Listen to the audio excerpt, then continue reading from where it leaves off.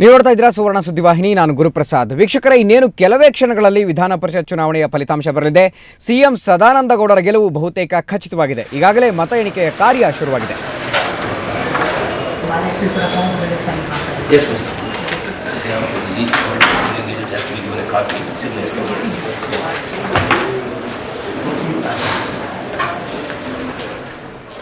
ಇನ್ನೇನು ಕೆಲವೇ ಕ್ಷಣಗಳಲ್ಲಿ ವಿಧಾನ ಪರಿಷತ್ ಚುನಾವಣೆಯ ಫಲಿತಾಂಶ ಹೊರಬೀಳ್ತಾ ಇದೆ. ಸಿಎಂ ಸದಾನಂದ ಗೌಡರು ಗೆಲುವಿನ ನಗೆ ಬೀರುವಂಥ ಎಲ್ಲ ಬಹುತೇಕ ಮೂಲಗಳು ಖಚಿತವಾಗಿದೆ. ಈಗಾಗಲೇ ಮತ ಎಣಿಕೆ ಕಾರ್ಯ ಶುರುವಾಗಿದೆ. ವಿಧಾನ ಪರಿಷತ್ತಿನ ಚುನಾವಣೆಯ ಫಲಿತಾಂಶ ಇನ್ನೇನು ಕೆಲವೇ ಕ್ಷಣಗಳಲ್ಲಿ ಹೊರಬೀಳಲಿದೆ. ಈಗಾಗಲೇ ಮತ ಎಣಿಕೆ ಕಾರ್ಯ ಶುರುವಾಗಿದೆ. ಬಿಜೆಪಿಯ ಅಭ್ಯರ್ಥಿ ಸಿಎಂ ಅಭ್ಯರ್ಥಿಯಾಗಿದ್ದಂತಹ ಸದಾನಂದ ಗೌಡರು ಈಗ ಬಹುತೇಕ ಗೆಲುವನ್ನು ಖಚಿತಪಡಿಸಿಕೊಳ್ತಾ ಇದ್ದಾರೆ.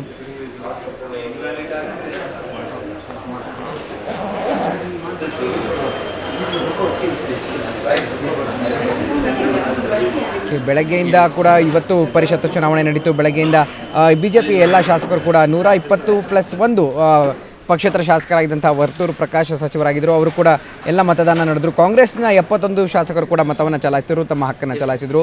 ಮುಖ್ಯಮಂತ್ರಿಯ ಅಭ್ಯರ್ಥಿಯನ್ನು ಅಧಿಕೃತವಾಗಿ ಪ್ರಕಟಿಸುವಂತಹ ಒಂದು ವಿಧಾನ ಪರಿಷತ್ ಚುನಾವಣೆ, ಇದರ ಎಲ್ಲರೂ ಕೂಡ ಭಾಗವಹಿಸಿದರು. ಆದರೆ JDS ಪಕ್ಷ ಮಾತ್ರ ತಟಸ್ಥ ಧೋರಣೆಯನ್ನು ಅನುಸರಿಸಿತು. ಕೊನೆಯ ಹಂತದವರೆಗೂ ಅಂದರೆ 4 ಗಂಟೆಯವರೆಗೂ ವಿಧಾನ ಪರಿಷತ್ತಿನ ಚುನಾವಣೆಯ ಮತದಾನ ನಡೆಯುವಂತಹ ಸಾಧ್ಯತೆ ಇತ್ತು. ಇವೆಲ್ಲವೂ ಕೂಡ ಅಲ್ಲಿವರೆಗೂ ಕೂಡ ತಟಸ್ಥ ಧೋರಣೆಯನ್ನು ಅನುಸರಿಸಿತು. ಕೊನೆಗೆ ಅದು ಮತದಾನವನ್ನು ಮಾಡದೆ JDS ಪಕ್ಷ ತನ್ನೆಲ್ಲ ಉಳ್ಕೊಡ್ತು. ಇದ್ರ ಬಗ್ಗೆ ಹೆಚ್ಚಿನ ಮಾಹಿತಿಯನ್ನು ಪಡ್ಕೊಳ್ಳೋಣ. ನಮ್ಮ ಪ್ರತಿನಿಧಿ ವೀರೇಂದ್ರ ಒಪ್ಪಂದ ಈಗ ದೂರವಾಣಿ ಸಂಪರ್ಕದಲ್ಲಿದ್ದಾರೆ. ವೀರೇಂದ್ರ, ವಿಧಾನ ಪರಿಷತ್ ಚುನಾವಣೆಯಲ್ಲಿ ಬಿಜೆಪಿ ಗೆಲುವು ನಗೆ ಬೀರಬಹುದು ಅಂತ ಹೇಳ್ತಾ ಇದ್ದಾರೆ. ಹೆಚ್ಚಿನ ಮಾಹಿತಿ ಏನಿದೆ ವೀರೇಂದ್ರ? ಪ್ರಸಾದ್, ಈಗಾಗಲೇ ಮತ ಎಣಿಕೆ ಆರಂಭ ಆಗಿದೆ. ಮತ ಎಣಿಕೆಯ ಪ್ರಕ್ರಿಯೆ ಮುಂದುವರಿದಿದೆ. ಕೆಲವೇ ಕ್ಷಣಗಳಲ್ಲಿ ಗೆದ್ದಿರೋದು ಯಾರು, ಯಾರ ಪರವಾಗಿ ವಿಜಯಲಕ್ಷ್ಮಿ ಒಲ್ದಿದ್ದಾಳೆ ಅನ್ನೋದನ್ನ ಘೋಷಣೆ ಮಾಡ್ತಾರೆ.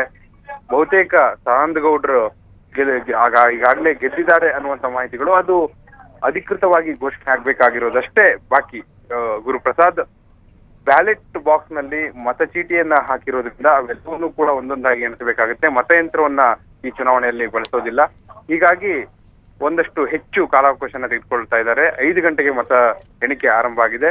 ಇನ್ನು ಕೆಲವೇ ಹೊತ್ತಿನಲ್ಲಿ ಈ ವಿಜಯವನ್ನ ಸಾಧಿಸಿರೋದು ಯಾರು ಅನ್ನೋದನ್ನ ಚುನಾವಣಾಧಿಕಾರಿ ಘೋಷಣೆ ಮಾಡ್ತಾರೆ. ಗುರುಪ್ರಸಾದ್, ಓಕೆ, ಈ ಒಂದು ವಿಧಾನ ಪರಿಷತ್ ಚುನಾವಣೆಯ ಯಶಸ್ಸು ಬಿಜೆಪಿಗೆ ಸಲ್ಲದ್ರೆ ಮುಂದೆ ಅದರ ಪಕ್ಷ ಸಂಘಟನೆಗಾಗಲಿ ಮತ್ತೆ ಸರ್ಕಾರವನ್ನ ಮುನ್ನಡೆಸೋದಕ್ಕಾಗಲಿ ಎಷ್ಟರ ಮಟ್ಟಿಗೆ ಅದು ಬೂಸ್ಟಪ್ ಆಗುತ್ತೆ ಅಂತ ಹೇಳ್ತೀರಿ? ಗುರುಪ್ರಸಾದ್, ಸದಾನಂದ ಗೌಡರ ಪಾಲಿಗೆ ಇದು ಅವರ ಆತ್ಮವಿಶ್ವಾಸವನ್ನ ದ್ವಿಗುಣಗೊಳಿಸೋದ್ರಲ್ಲಿ ಯಾವುದೇ ಅನುಮಾನ ಇಲ್ಲ. ಅವರು ಈಗಾಗಲೇ ಹೇಳಿದ್ರು, ನನ್ನ ಗೆಲುವು ನಿಶ್ಚಿತ ಅನ್ನುವಂತ ಮಾತನ್ನ. ಅದು ಅಲ್ಲದೆ ಇವತ್ತು ಅವರ ಗೆಲುವಿನ ಹಾದಿಯನ್ನು ನೋಡಿದ್ರೆ ಬಹುತೇಕ ಅವರು ಸುಮಾರು 25-30 ಮತಗಳ ಹೆಚ್ಚುವರಿ ಮತಗಳನ್ನ ಪಡೆದು ಗೆಲ್ಲುವಂತ ಸಾಧ್ಯತೆಗಳು ಕಂಡು ಬರ್ತಾ ಇದೆ. ಅದು ಹೇಗೆ ಅಂತ ಹೇಳಿದ್ರೆ, ಸುಮಾರು 122 ಬಿಜೆಪಿ ಪರವಾಗಿಯೇ ಗುರುತಿಸಿಕೊಂಡಂತಹ ಶಾಸಕರ ಮತ, 5 ಪಕ್ಷೇತರ ಶಾಸಕರ ಮತ, ಅಂದ್ರೆ ಒಟ್ಟು 127 ಮತಗಳು. ಮ್ಯಾಜಿಕ್ ನಂಬರ್ ಬೇಕಾಗಿರುವಂತದ್ದು 100.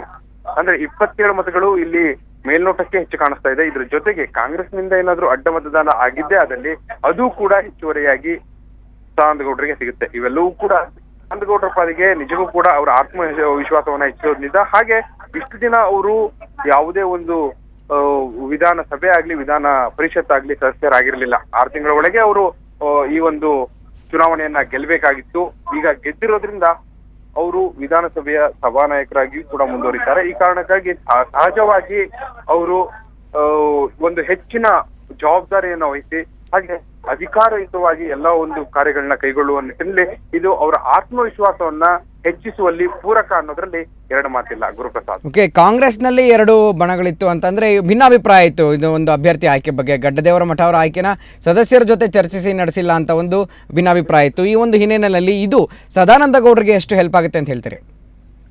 ಗುರುಪ್ರಸಾದ್, ಕಾಂಗ್ರೆಸ್ ಅಭ್ಯರ್ಥಿಯನ್ನ ಕಣಕ್ಕಿಳಿಸಿ ಸಾಧಿಸಿದ್ದೇನು ಅನ್ನುವಂತ ಪ್ರಶ್ನೆ ಗೆದ್ದಿದೆ. ಅದು ಸಾಧಿಸಿದ್ದೇನೂ ಇಲ್ಲ.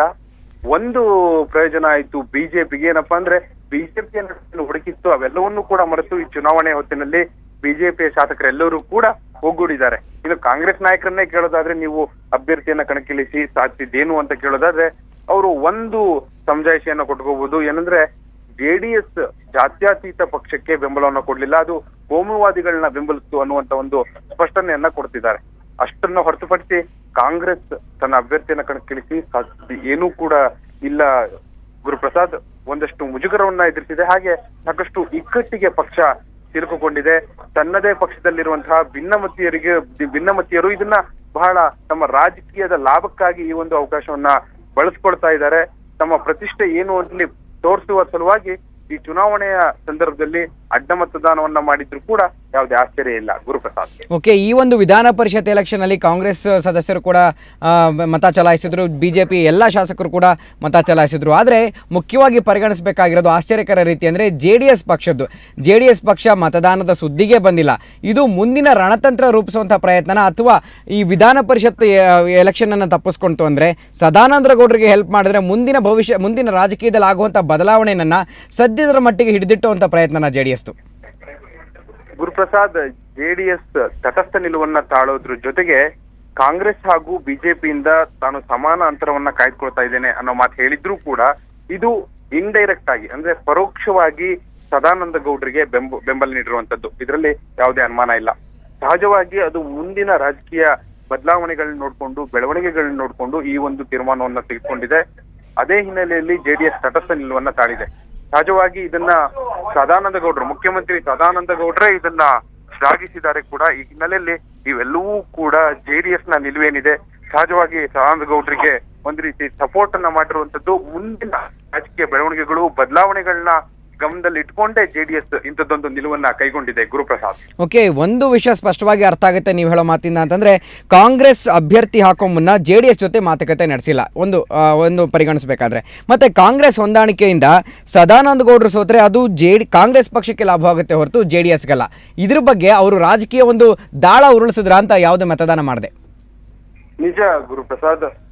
ಕೋರ್ಸ್ ಪರಮೇಶ್ವರ್, ಕೆಪಿಸಿಸಿ ಅಧ್ಯಕ್ಷ ಪರಮೇಶ್ವರ್ ಬಾರಿ ಹೇಳ್ತಾ ಇದ್ರು, ನಾವು ಅಭ್ಯರ್ಥಿಯನ್ನ ಕಣಕ್ಕಿಳಿಸಿರೋದೇ ಜೆಡಿಎಸ್ ಪಕ್ಷೇತರರು ಹಾಗೂ ಶ್ರೀರಾಮುಲು ಅವರ ಮತವನ್ನ ನಂಬಿಕೊಂಡು ಅಂತ.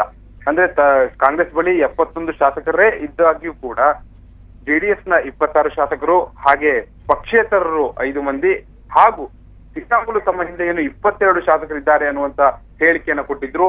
ಆ ಎಲ್ಲಾ ಲೆಕ್ಕವನ್ನ ಮುಂದಿಟ್ಟು ಪರಮೇಶ್ವರ್ ನಮ್ಮ ಅಭ್ಯರ್ಥಿ ಗೆಲ್ತಾರೆ, ನಾವು ಈ ಕಾರಣದಿಂದಲೇ ಅಭ್ಯರ್ಥಿಯನ್ನ ಕಣಕ್ಕಿಳಿಸಿದ್ದೇವೆ ಅನ್ನುವಂತ ಲೆಕ್ಕಾಚಾರವನ್ನ ಹಾಕಿದ್ರು. ಆದ್ರೆ ಕೊನೆ ದಿನದ ಹೊತ್ತಿಗೆ ಅವರ ಲೆಕ್ಕಾಚಾರ ಎಲ್ಲವೂ ಕೂಡ ತಲೆ ಕೆಳಗಾಯ್ತು.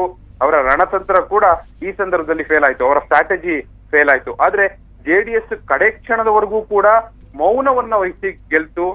ಯಾವುದೇ ಒಂದು ತನ್ನ ಗುಟ್ಟನ್ನ ಬಿಟ್ಟು ಕೊಡದೆ ಕೊನೆ ಕ್ಷಣದವರೆಗೂ ಕೂಡ ಕಾದು ಸದಾನಂದ ಗೌಡರನ್ನೇ ಬೆಂಬಲಿಸುವ ನಿರ್ಧಾರವನ್ನ ಕಡೆ ಕ್ಷಣದಲ್ಲಿ ತಟಸ್ಥ ನಿಲುವಿನ ಮೂಲಕ ಕೈಗೊಂಡು ಒಂದ್ ಕಡೆ ಮುಂದಿನ ರಾಜಕೀಯ ಬದಲಾವಣೆಗಳು ಹಾಗೂ ಬೆಳವಣಿಗೆಗಳ ಹಿನ್ನೆಲೆಯಲ್ಲಿ ತಕ್ಕ ರಣತಂತ್ರವನ್ನ ರೂಪಿಸಿದೆ ಅನ್ನೋದು ಇಲ್ಲಿ ಮೇಲ್ನೋಟಕ್ಕೆ ಕಂಡು ಬರ್ತಾ ಇದೆ ಗುರುಪ್ರಸಾದ್. ಓಕೆ, ಈ ಇತಿಹಾಸದಲ್ಲಿ ನೋಡ್ಕೊಂಡ್ರೆ ಸದಾನಂದ ಗೌಡರು ಕರ್ನಾಟಕ ವಿಧಾನಸಭೆ ಶಾಸಕರು.